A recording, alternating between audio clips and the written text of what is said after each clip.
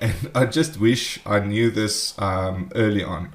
It would have been so much easier because I don't know, I'm an analytical person. You put things in perspective or in table form or in a diagram for me, and suddenly the whole world makes sense to me. If you told me when I was 17 that your romantic relationships success are going to depend on two things, and that's compatibility and chemistry, and you just gave me the quick explanations like we did now on what that actually means. Oh, wow.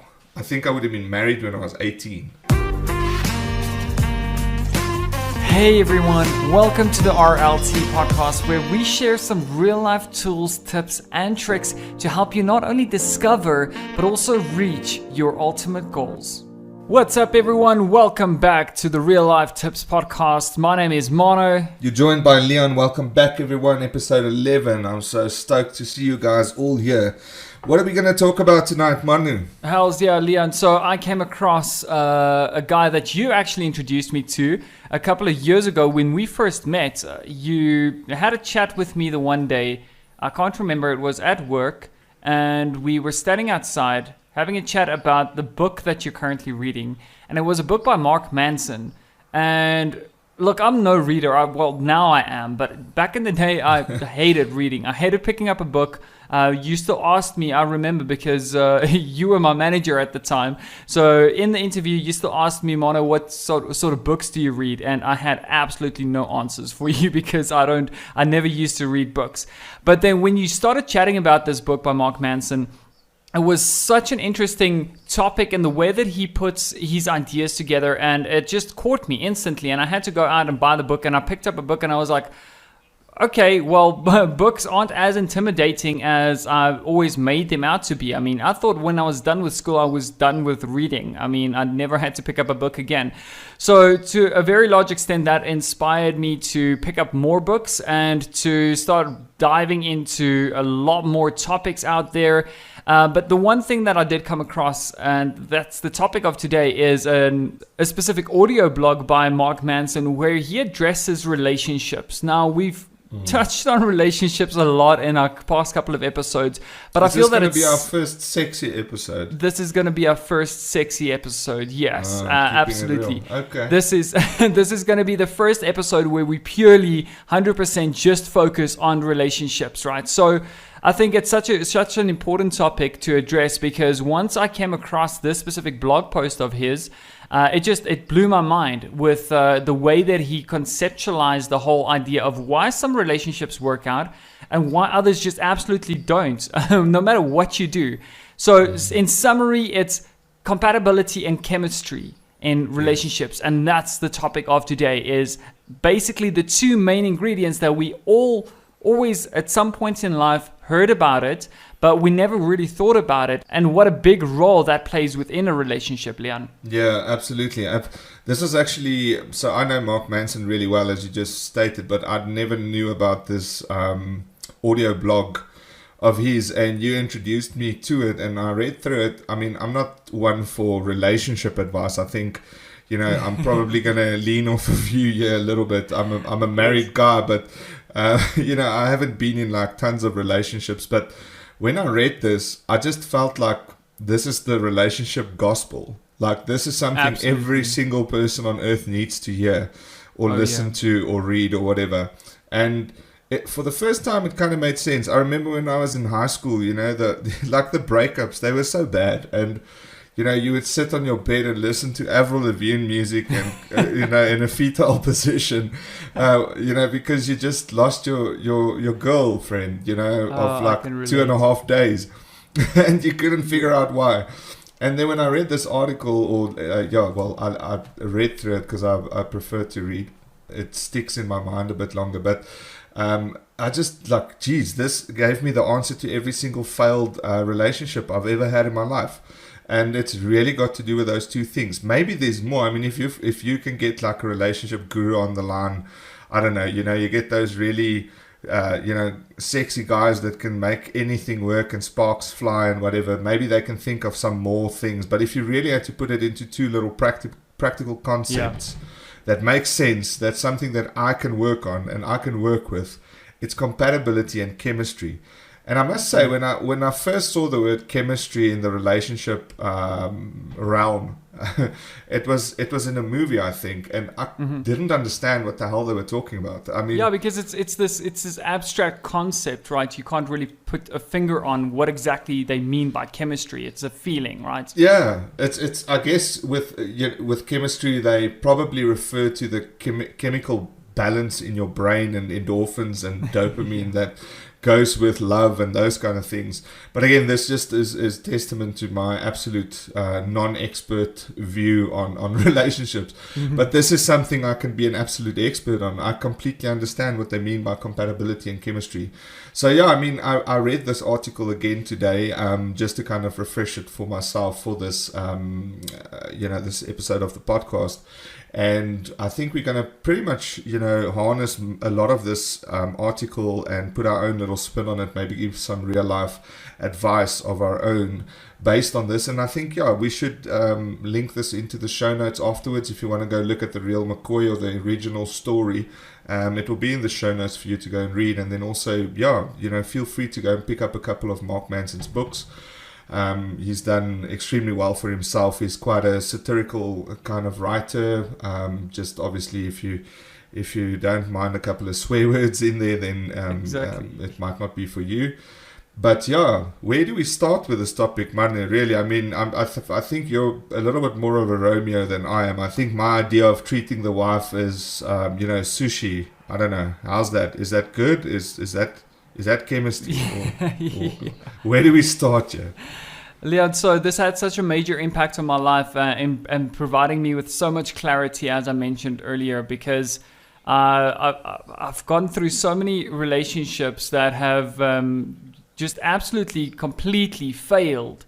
And I used to come to a point in my life where even years afterwards, you ask yourself the question, but what went wrong? What exactly went wrong in that relationship? I mean, she was perfect. Everything seemed perfect on the surface, but you weren't feeling it. So I think the first point that we have to start off with is looking at those two words, compatibility and chemistry. Now, Mark Manson refers to this in his audio article or in his blog post as compatibility. Compatibility, what exactly does that mean? So he refers to this as a natural alignment of lifestyle choices and values, right? So compatibility is something that I've never taken into consideration when it comes to relationships. Chemistry, absolutely yes. I mean, either you feel that you're wanted or you feel that there's a spark between you and the other person.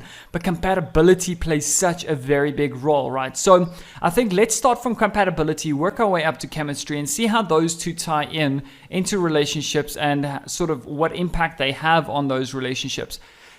So in compatibility, first and foremost, I have found that in a lot of the relationships that I've entered into, either willingly or unwillingly, there's always been this thing that I just couldn't put my finger on. And it's the fact that there might be a spark between the two people or between me and the other person. And for some odd reason, we keep trying, but we just can't find our feet in that relationship. We keep fighting.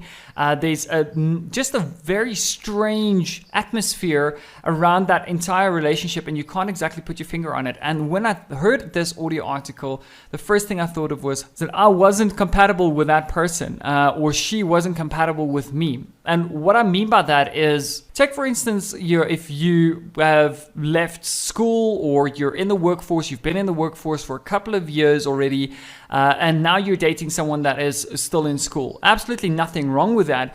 But in some cases, those type of relationships become the hardest ones to manage because there's so many different factors that come into play with regards to that in terms of her interest versus your interest, right? I mean, if she comes home and she talks about, what a crappy day she had at school because the teacher was upset with her because she didn't do her homework and stuff, I don't know, that was something that I've always been afraid with. It's something that, when I was in high school, going straight into high school, grade 8, standard 6, I don't know, for the older gentlemen or ladies on the show, I think it's standard 6. The first thing that a guy wants is he wants to start looking at the chicks in the school and look for new relationships because you can basically build a brand new identity, right? And then you find that you can't ever date any of the chicks in your own grade or in that same standard because they're always dating older guys. They're always dating the matric guys. And then you tell yourself that one day I'm going to be a matric, and one day I'm going to be able to date the younger chicks in the lower grades. And you get to matric, and what happens is those chicks start dating the guys that have cars, the guys that have jobs, right? And I always look back at that, and I was like, one day I will have a car, one day I will be working, and I will come back to my high school and start scavenging for relationships, right? But then once I got there, I thought about it, and I never really came across this until years later. But at that point in time, I already realized that I don't know if that would be such a good idea, because I'm done with school. I don't want to hear about, the teacher giving you trouble because you didn't do your homework and stuff like that. So that is a form of compatibility in relationships that could lead to much larger problems that you maybe can't even pinpoint at some stage of the relationship. And then you constantly find yourself asking, but what is wrong? Because I like this person. I might even love this person. But what if we're just not compatible, Leon? I don't know if you've had any similar situations that you've experienced in your life. Absolutely. I think, once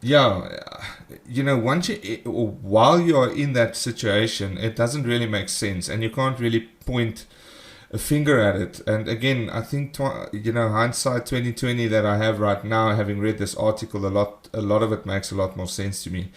If you think about compatibility, I mean, it could be something as simple as, do you like to go to the beach, or do you like to go partying every night? Do you like long sunsets in the bushveld, somewhere out in nature, or do you prefer to stay at home and watch movies? Those are small little compatibility things, and I think a lot of people, there's this weird saying, opposites attract, and there is a lot of truth in opposites attract, but I think when it comes to compatibility, maybe it shouldn't be so diverse that you don't find yourself enjoying anything similar or being commonly interested in anything that's remotely the same.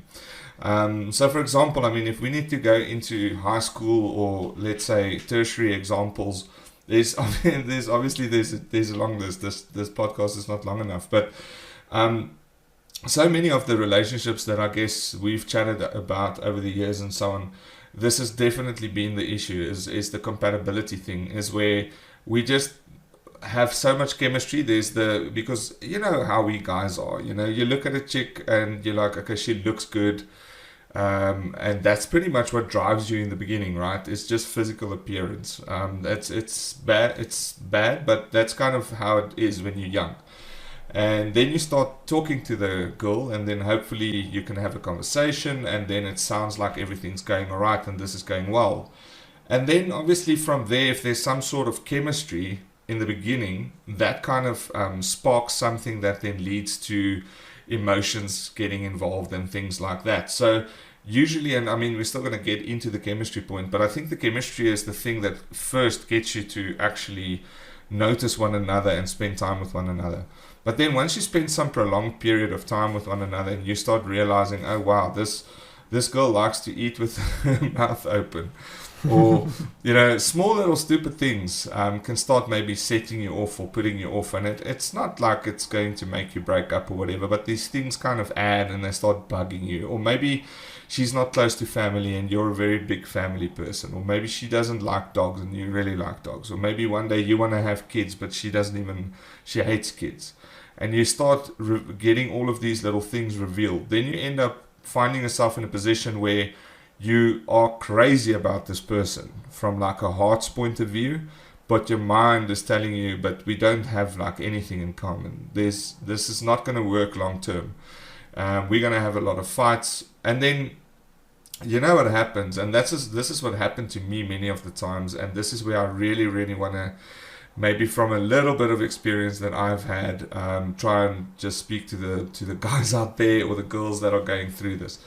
You then try to find a common ground, or you try and change that person. I don't know if you've done this before. Absolutely. So, especially if it's maybe just 3 or 4 major things. So maybe, okay, she's not into family. All right, then you start working on that and you introduce it to your family and you go do the most fun, awesome things with family so that you can see that family actually surrounds fun things. And then hopefully that way you can ease her into family stuff. And maybe that might be like remotely successful, but then there might be a second incompatibility, like she doesn't, I don't know, like dogs or pets or whatever. And you start maybe taking her to the SPCA and have a look at like the dogs that are stray and whatever. And you start doing everything in your power to change this person. The one thing that I've realized is you could be reasonably successful in changing someone to some extent. But you start then losing, I don't know, it's weird. Like you start losing interest in that person and you start losing what you kind of saw in the beginning. You start losing a part of that. Yeah. So I don't know. Manu, I really don't want to come from a relationship guru point of view here, because absolutely. No, you're so right, Leon. But yeah, what's your experience with that? Look, so I think both of these points are make or break points in a relationship, and that's what really hit me when I started thinking about it and processing it, is because you're absolutely right. Most relationships spawn from chemistry. They spawn from you being attracted to the other person, and we'll talk a little bit more about chemistry in a couple of minutes, but they usually start spawning from chemistry. So chemistry is a very, very simple, well, not simple thing to achieve or to get with someone, but that's usually the first starting point to a lot of relationships.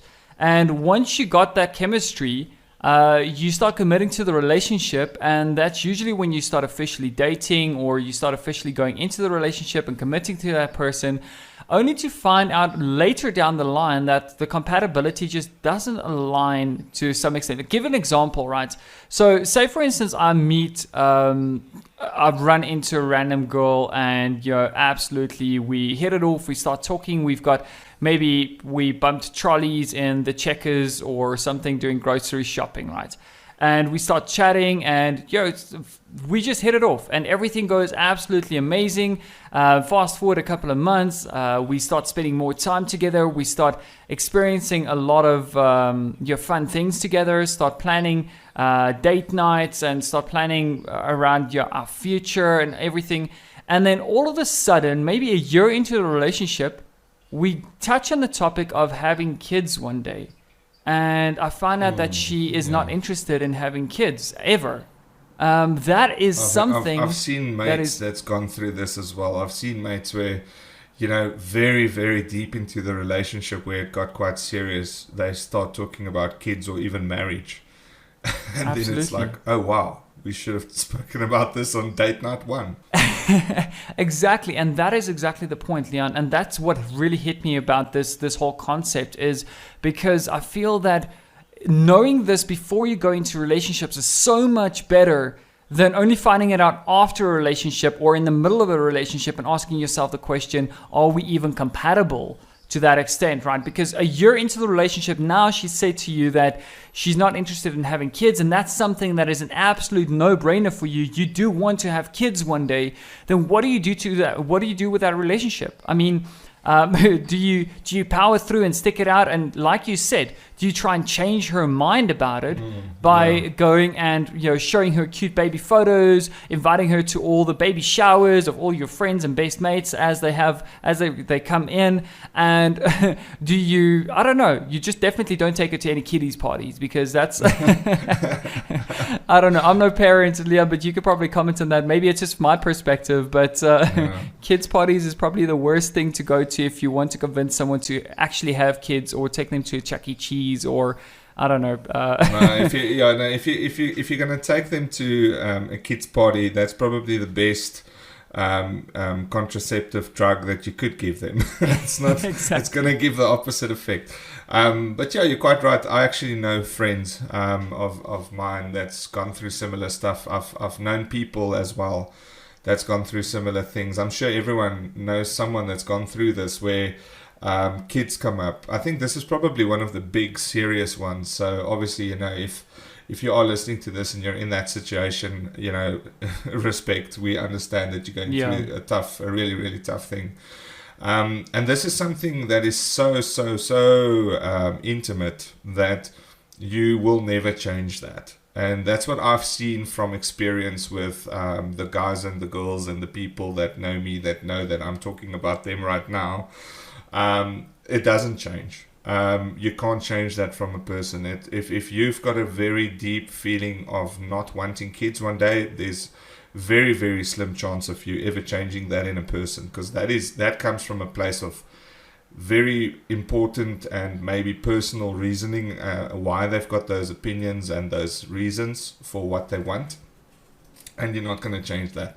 So it's probably one of the more severe things that could happen, but there are lighter compatibilities. Like I remember, as I mentioned before, you might have someone that just prefers drinking a lot and partying all day. Oh yeah. And you're in that space. I remember when I used to date maybe some younger girls, they might still be in varsity and they want to party and they want to enjoy life and whatever, and there's nothing wrong with it. I'm not judging on it at all. It's just that maybe I was maybe 3 or 4 years further along, and I was already settling down and maybe getting my first apartment and trying to start doing, let's call it more, I don't know, mature things, without obviously trying to be derogatory to the guys that are still partying. As I mentioned, there's nothing wrong with it, but that's just an incompatibility that I had. And those are incompatibilities that you then think we could possibly change, because they are going to get older. They might get a bad experience, where they go partying and something happens to their drink and they never want to go party again. Or maybe they're just going to get older and grow out of it. So what do you think? Should you stick those compatibilities out? Do you kind of play your cards and see, listen, let me give it 3-4 years, see if this person ever grows out of this, this love for partying and being outdoors and drinking and stuff like that? Or do you call it quits and I don't know. off to the races? Leon, in my honest personal opinion, I've been through relationships where, and it can go both ways, right? So the first thing that can happen is you can stick it out and hope that they change. You can hope that they adapt and they grow into your sort of lifestyle choices and everything as well. And usually, which can happen, but it can happen either organically, naturally, or it can happen by them forcing themselves into it, or feeling that they're sort of trying to adapt to you, and they can build this false sense of lifestyle choice according to what they wanted, only to discover that at some point in time they actually still want to party. They just feel that you are stripping them from that experience entirely, and you're holding them back. So I've been on both sides of the coin here. And usually that's what happens in relationships, right? Is you instantly start liking things that you never found yourself liking before, just because the other person liked doing that kind of stuff, right? And you sort of tell yourself and you brainwash yourself that, yeah, I could watch Star Wars. I can get into comic books. I can get into, I don't know, pop music and stuff like that. You keep telling yourself these things, and then just to find that that's just not who you are. And maybe you can lie to yourself and all that. So I would say maybe you can stick it out. But in my personal opinion, the second way that it can go is by looking and asking yourself very early in the relationship, are we already compatible or not? If you're compatible from day one, I've found you have a lot more success in those type of relationships, because it's not something that you should feel you should get the other person to grow into. It's not something that you need to grow into. It's something that just aligns. Anyone. Exactly, because I feel that in relationships you need to have two very, very strong individuals knowing who they are individually before they can know who they are in a very close relationship with the other person. There are a lot of things that we're not talking about in the sense of compatibility. Leon, you and your wife, right? Your wife is a training fanatic, right? Well, not always has been, but she's always been athletic, right? And now she's training like crazy. And you guys are still happy, even though it's not something that you do. So we're not talking about that sort of compatibility. I mean, you can have a difference in opinions, and my girlfriend is the same. She struggles to exercise. I'm very disciplined when it comes to my exercise, most days. For the last 2 weeks, probably not as much. But she really struggles to get into that. And I'm not saying I'm going to go dump her now because she doesn't like to, gym every morning at 5 o'clock or 6 o'clock for at least an hour a day, or go running with me or go cycling with me and stuff. We're not talking about that sort of incompatibility, right? We're talking about the fact that in life in general, in her lifestyle choices, her responsibilities, her values, her principles, they sort of align with what I have in mind going forward in my life as well, and that's what I'm looking for. Yeah, I really agree with that. That really makes a lot of sense. I think rule of thumb for me, and again, coming from a place of just experience that I've had and not necessarily fact, you shouldn't try. I think first prize should not be to try and change the other person. I think two things happens. You create a self-worth problem within the other person. That's the one big, massive issue that's maybe very long-term problem that you could cause.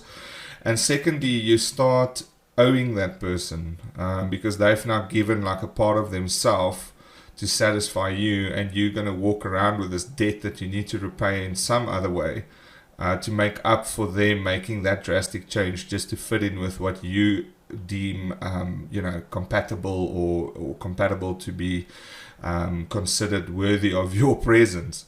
So the idealistic answer would be cut it short. What is that saying? If you need to fail fast, or something like that. Yeah. Yeah. The lean startup, isn't it? Lean startup, that's it. Yeah. Fail if you need to fail topic, yeah. fast. Yeah, we'll get to that in future. But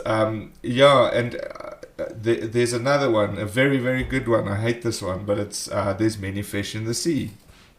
So there are really like tons of relationships just lined up around the corner.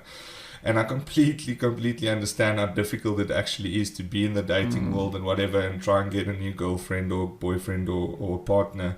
But, you shouldn't, I would rather say stick without any sort of partner than being in a toxic relationship where one is trying to change the other and you're constantly fighting, and you start getting psychologically affected by the person's comments, or that he's or she is no longer, valuing you as the same kind of person because you can't give up this habit or this thing in your life that you are incompatible on and you've got different views on.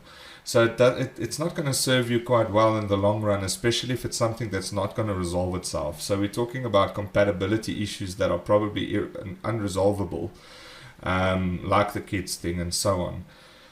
Yeah, we need to talk about the next more chemistry related thing, which is probably a lot harder to fix than the more tangible thing of compatibility, and that's chemistry. That's where there's a chemical release of certain endorphins and dopamine and whatever in your bloodstream, something that you've got zero control over. You've got you can't put a stop on it. It's not like there's a little button at the back of your head that says stop endorphin intake now when you meet someone, so that you can purely focus on fact and compatibility and things that are more tangible and explicit.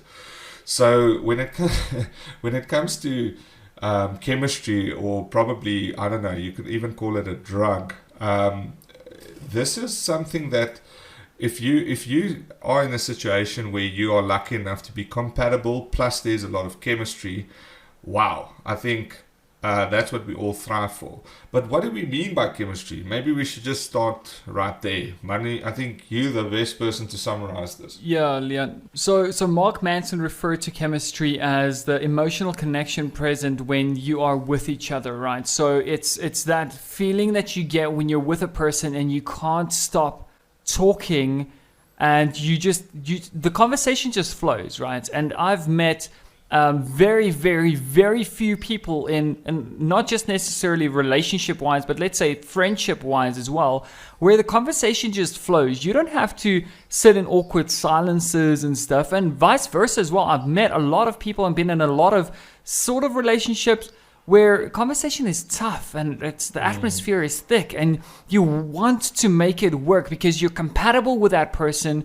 Lifestyle choices align, values align, principles align, everything aligns in the compatibility department. But then all of a sudden, you go out and you have pizza, or you go out and you have a dinner date or something, and you find yourself not being able to. And the phone comes out, right? And you're like, so how's work? Right? It's those really tough conversations. Exactly. Talk about the weather, talk about random stuff that happened to your day, just to sort of fill in the awkward silences, right? So chemistry is something that, and as 100%, as you mentioned, it's something that comes naturally. It's something that you can't control. It just happens or it doesn't happen, right? And I've seen this happening so many times in my life where I meet the so-called perfect person, and I'm like, wow, this chick is amazing. She's perfect. Everything. This is going to be a dope relationship. I go into it and I'm like, but something is missing.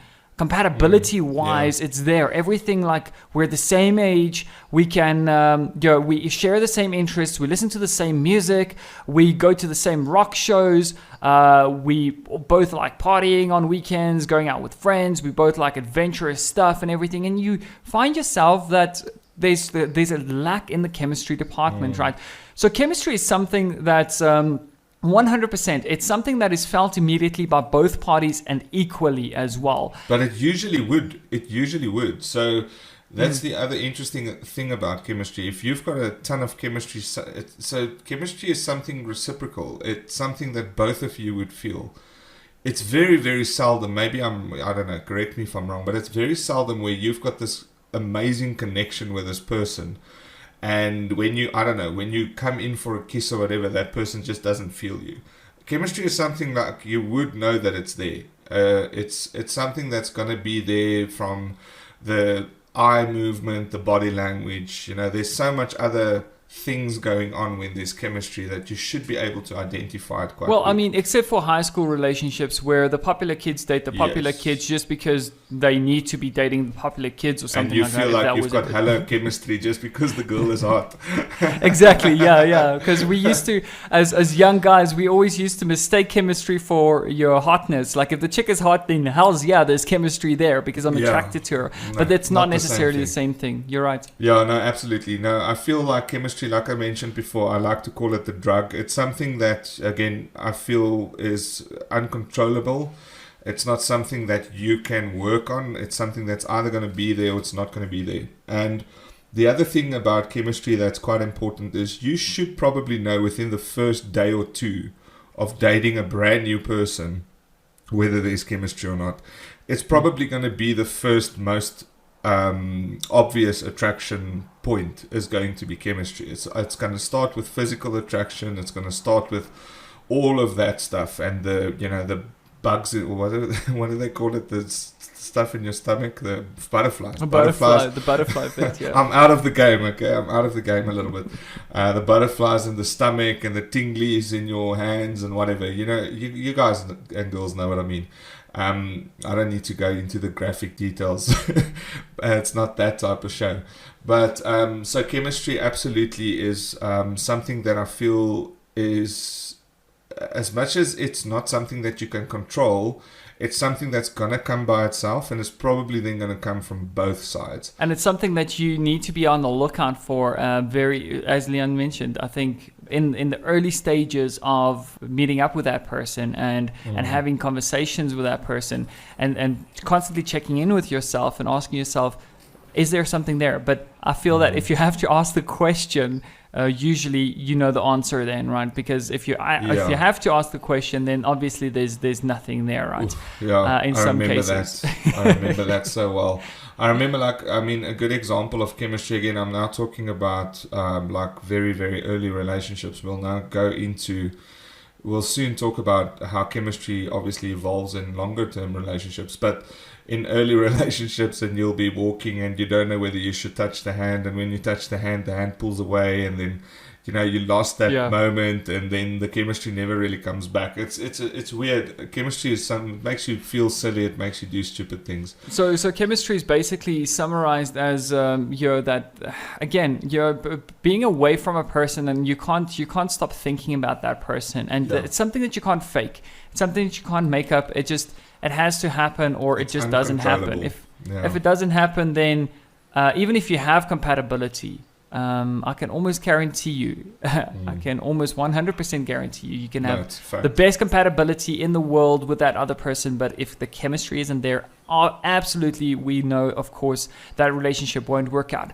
But you got to think about it the other way around as well. You can have the best chemistry and not have compatibility, and that's where a lot of toxic relationships spawn from, right? That doesn't work at all. That's so I've actually been in those as well, where there's so much chemistry you can cut it with a knife, but there's absolutely zero compatibility. So there's like amazing moments of I don't know, let's call it nights out and partying and just enjoying each other and talking endlessly and all that, and being in love and being mad and crazy about each other, and then the very next morning I'll find, or she might find, I don't know, your socks are not in the drawer or whatever, and like this major atomic bomb just goes off, and you're like, holy crap, is that such a big deal? And then she's like, yeah, it's a bloody big deal to me. And then you're like, okay, cool, let's get over it. But then maybe you go and you make breakfast, and she doesn't like the fact that you are spreading the butter from the left to the right instead of the right to the left, and there's the second thing. And this is just stupid examples, but this can really start ranking up super quick. And before you find yourself, if you spend too much time, and I wanted to mention something earlier, chemistry is that thing that you have when there's nothing else to do. If you're at a party, you don't need these like drivers, these crutches. Stuff will work and it will be fun and you'll enjoy yourself. If you are bungee jumping, the event will take over. The emotions will take over.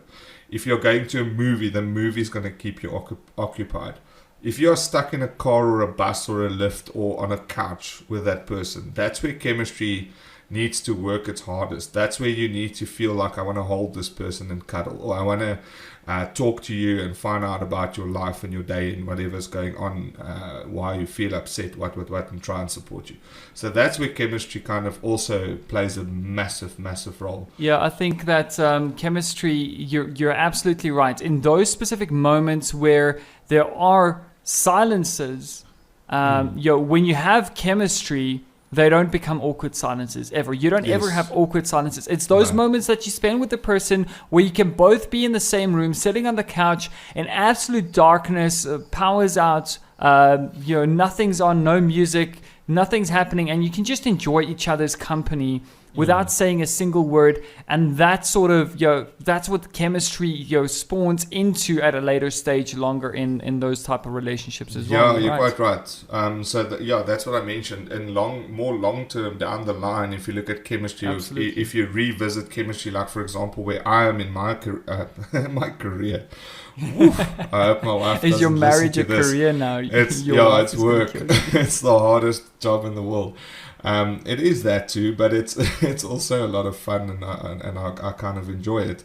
But where we are now with 2 kids, very busy lifestyles, very busy careers and so on, very demanding lifestyle. You don't really find that much time for each other anymore. And I mean, that's part of life. That's just, we both accept it. We're grown-ups. We understand how life works. But it's still a point of, at the moment we get time for each other, we just start blah, blah, blah, blah, like chattering off, and you sit and you enjoy each other's company, and we have a drink together, or we talk about each other's life and just quickly catch up what's going on in each other's life. That's kind of what chemistry becomes. It's not as sexy as it is in the beginning. Really, it's not. It does die down in that respect, but it's still that unconditional, unwavering, unnecessarily something that you need to mention that doesn't go away. It's always there.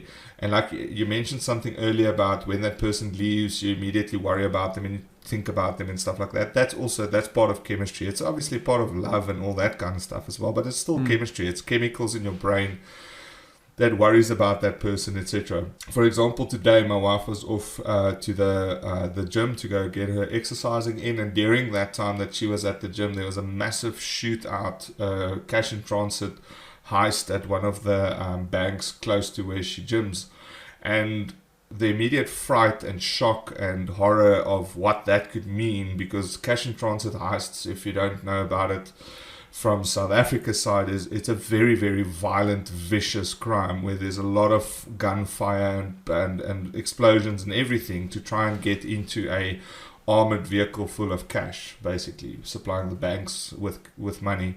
And that happened close to her, and immediately I was like, what the hell do I do now? I'm at my house and she's over there and it's close to her. And that is all part of the chemistry that kind of ties you together even if you're not with each other. Yeah, thinking constantly, not being able to stop thinking about that person, and thinking even in a scenario where you experience something beautiful or you experience something awful in your day, or you see something bad happen to someone else, and you keep thinking to yourself, wow, what would my other half think of this? Or what would this person think of this? You constantly can't get yourself to stop thinking about them as well. All right, Leon, I think let's move into the real life tip for today.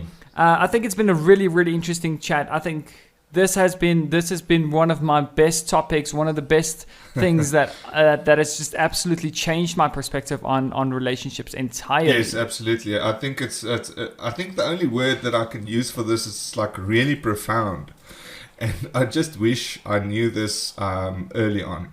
It would have been so much easier, because I'm an analytical person. You put things in perspective or in table form or in a diagram for me, and suddenly the whole world makes sense to me. If you told me when I was 17 that your romantic relationships success are going to depend on two things, and that's compatibility and chemistry, and you just gave me the quick explanations like we did now on what that actually means, oh wow, I think I would have been married when I was 18. Absolutely. I think it would have changed my entire life the earlier I found it. And it's funny because this article came out in 2010.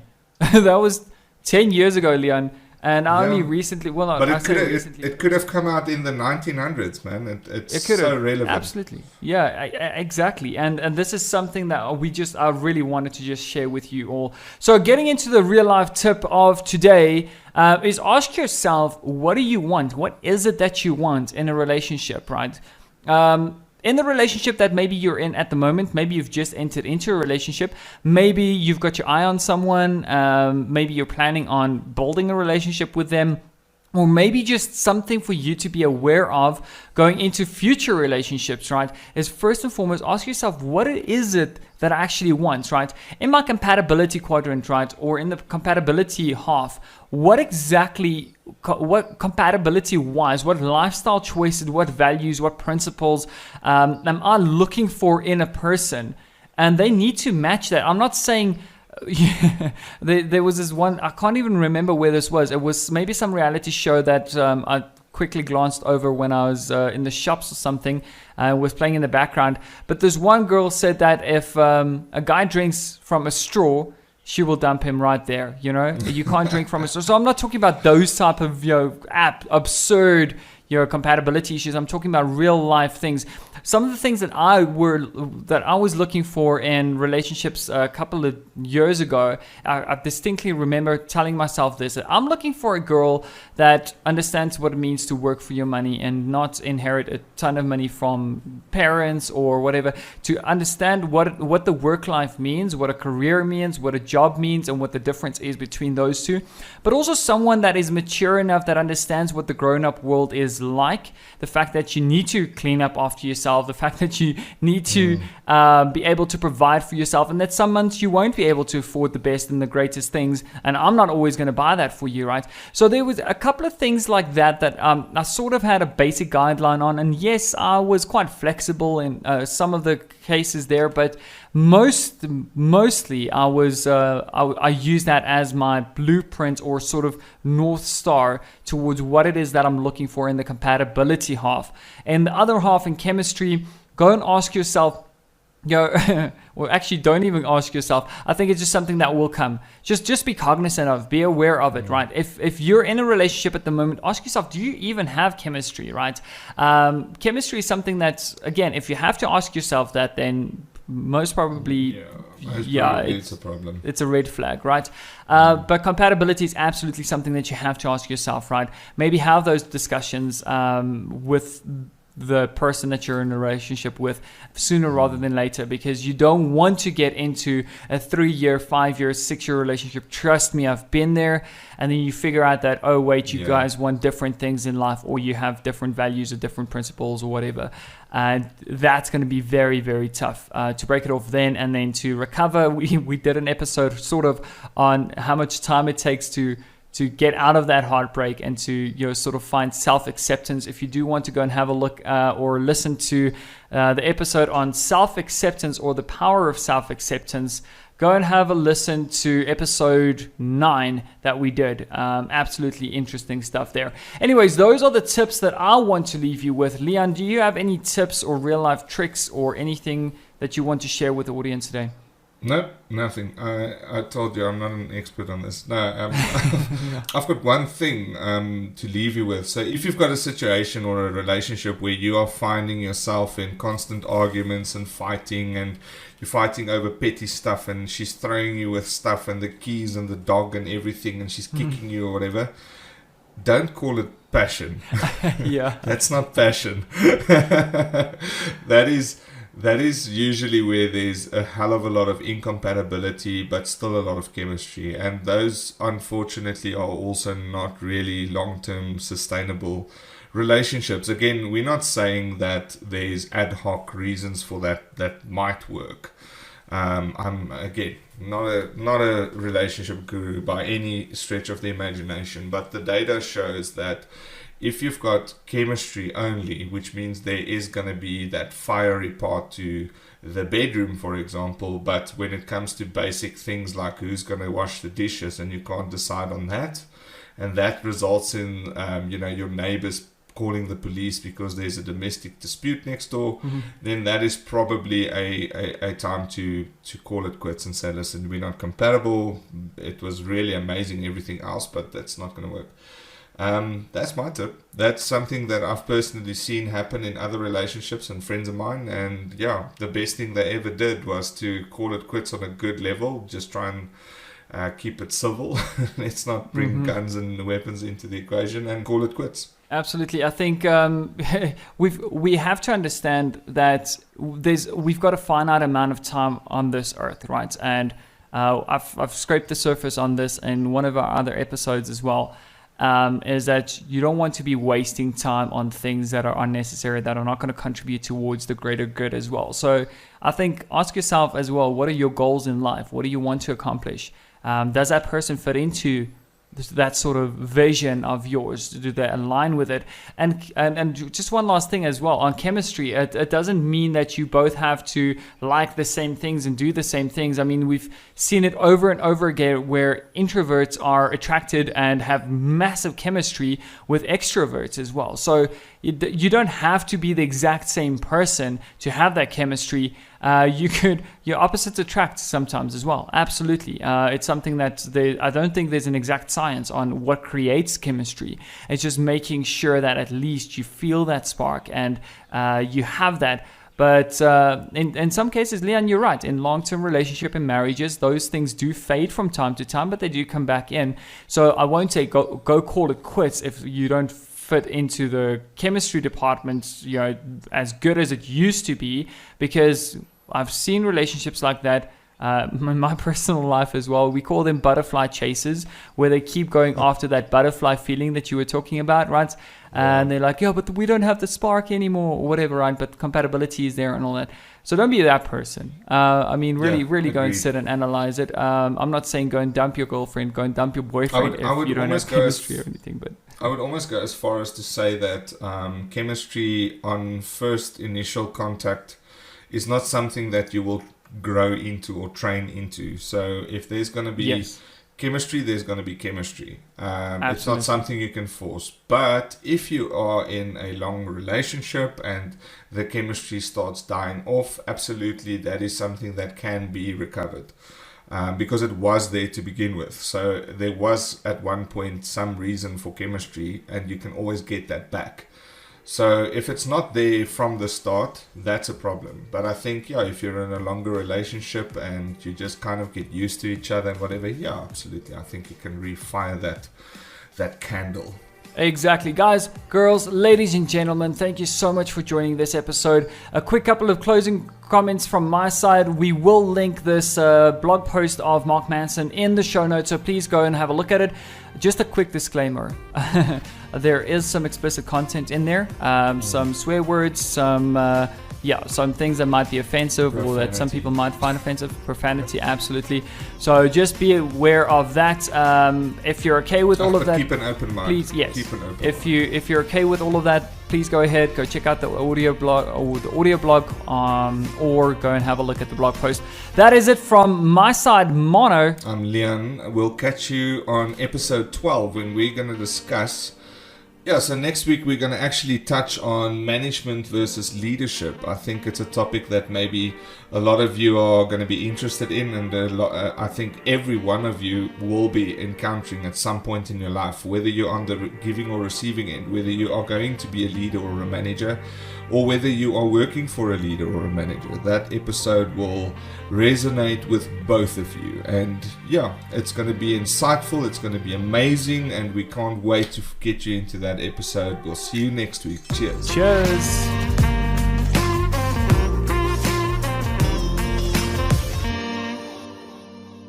Hey everyone, thank you so much for joining this episode. We really hope that it inspires and motivates you.